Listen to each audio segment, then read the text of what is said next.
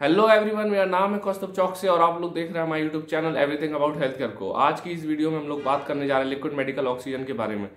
हम लोग जानेंगे कि लिक्विड मेडिकल ऑक्सीजन क्या होता है, उसकी इतनी ज़रूरत क्यों पड़ रही है देश में, कौन उसके बिगेस्ट सप्लायर है, उसका प्रोडक्शन कितना हो रहा है, और जानेंगे what is the real problem, production और ट्रांसपोर्टेशन, और जानेंगे क्रायोजेनिक कंटेनर्स के बारे में, ऑक्सीजन कंसनट्रेटर्स के बारे में और भी बहुत कुछ। तो चलिए शुरू करते हैं।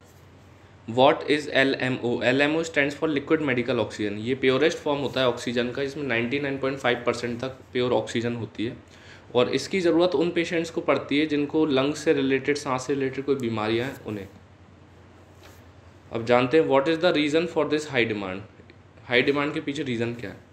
तो यहाँ पर जैसे कि आप फोटो में देख सकते हैं, ये जो रेड कलर से जो पिक्चर है, इसने अफेक्ट कर दिया है कोरोना वायरस ने। ये जो छोटे छोटे आप पार्ट दिख रहे हैं, ये एल्वियोली बोलते हैं इन्हें। और ऑक्सीजन जो मीन्स जो बाहर से हवा लेते हैं अपन लोग, इनटेक करते हैं एयर का, तो एल्वियोलाई के थ्रू ही उसका ट्रांसफ़र होता है, एक्सचेंज होता है, मीन्स कार्बन डाइऑक्साइड और ऑक्सीजन का।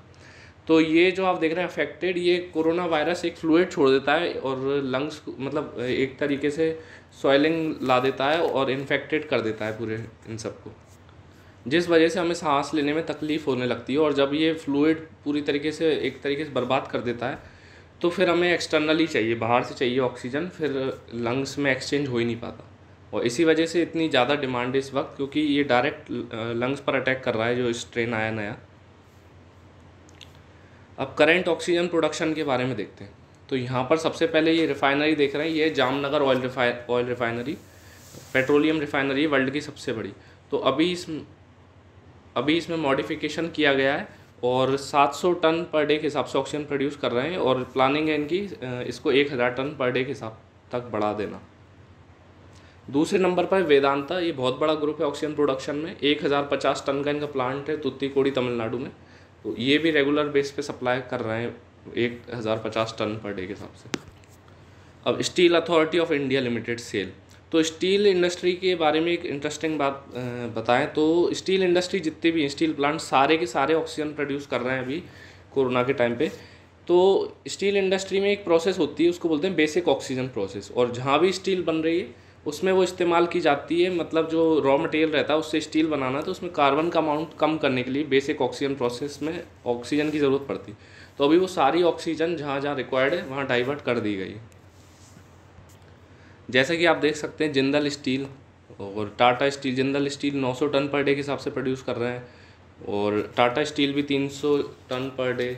INOX, Indian Oil Limited, means chemical की कई सारी इंडस्ट्री है, वहाँ पे ऑक्सीजन का कहीं ना कहीं यूज़ होता है। तो सारा प्रोडक्शन अभी इधर डाइवर्ट कर दिया गया जहाँ जहाँ नीड है उस हिसाब से।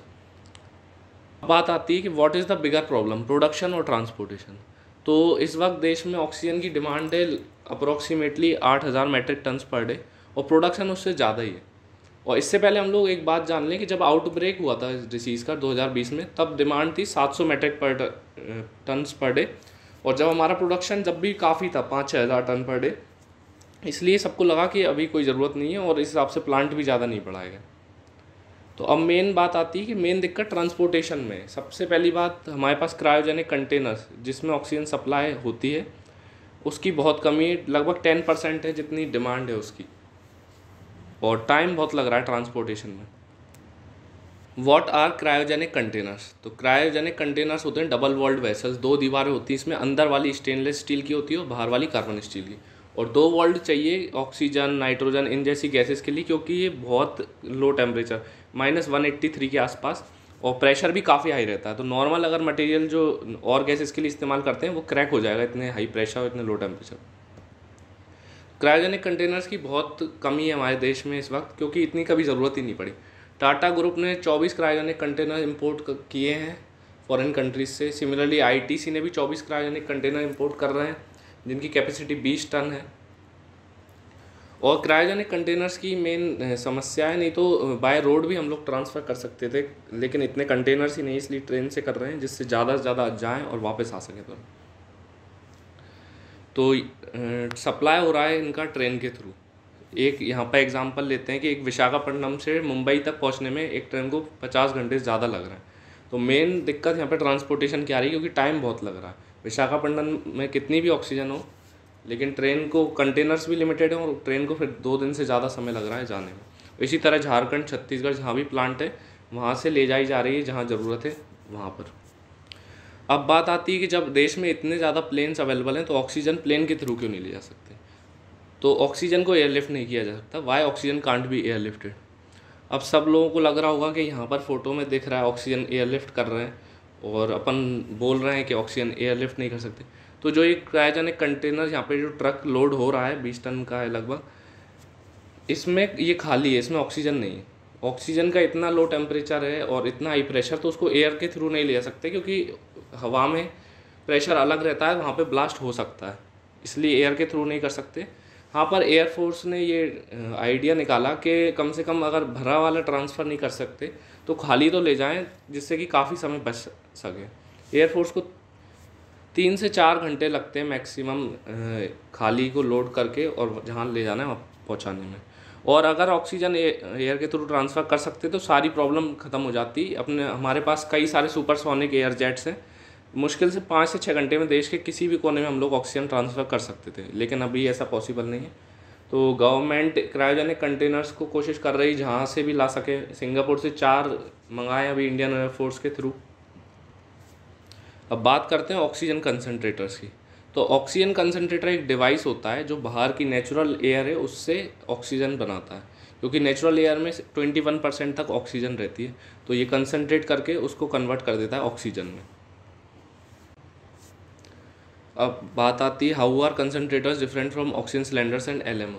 तो कंसनट्रेटर तुरंत ऑक्सीजन बनाते हैं, उनको टाइम नहीं चाहिए, लेकिन और 5 से 10 लीटर तक ऑक्सीजन बना सकते हैं पर मिनट में, इतनी कोविड पेशेंट को ज़रूरत है।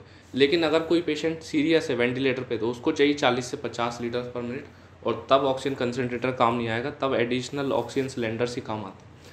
अमेरिका ने 350 ऑक्सीजन कंसनट्रेटर भेजे इंडिया के लिए, और इंडिया में भी काफ़ी सारे हैं पहले से, और भी इधर जितने देश मदद कर सकते हैं उतने कर रहे हैं इंडिया को सप्लाई करने के लिए। अब बात आती है कुछ विशेज़ और इनिशिएटिव की। तो UAE ने इंडिया को विश किया स्टे स्ट्रॉन्ग इंडिया। यहाँ पे फ़ोटो में आप देख सकते हैं, ये बुर्ज खलीफा है, दुबई की सबसे बड़ी, वर्ल्ड की सबसे बड़ी बिल्डिंग। उसके बाद ये एक इनिशिएटिव है, गुरुद्वारा है गाज़ियाबाद में, ऑक्सीजन लंगर स्टार्ट किया हमने, और बहुत पॉजिटिव इनिशिएटिव है। और देश की जितनी बड़ी ऑर्गेनाइजेशन है, DRDO, defence research development organisation, ICMR, Indian Army, सारी कोशिश कर रही हैं कि पेंडेमिक में सर्वाइव किया जाए। नई टेक्नोलॉजी डेवलप कर रहे हैं, दिन रात काम कर रहे हैं, और भी सब लोग लगे हुए हैं। कहीं पे खबर आई थी कि एक प्लांट है ऑक्सीजन का, वहाँ पे मजदूरों ने खाना खाने से मना कर दिया कि पहले ऑक्सीजन बनाएंगे उसके बाद ही खाना खाएंगे।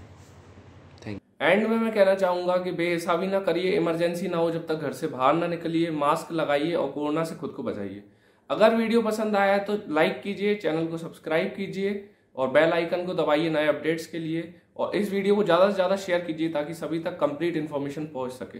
नेक्स्ट वीडियो किस टॉपिक पर होनी चाहिए ये आप कमेंट करके बता सकते हैं। ये आपकी कोई भी क्वेरीज है, please write in the comment section. Thank you.